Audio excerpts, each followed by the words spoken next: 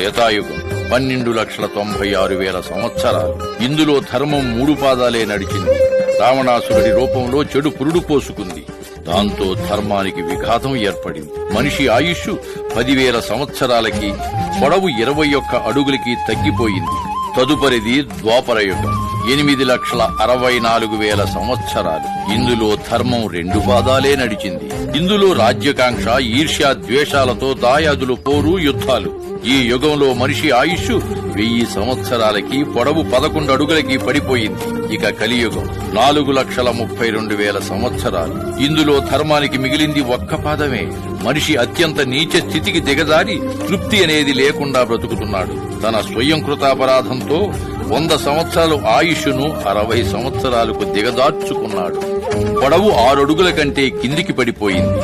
అలా మనిషి యుగ యుగానికి తన ఆలోచనల్ని దిగజార్చుకుని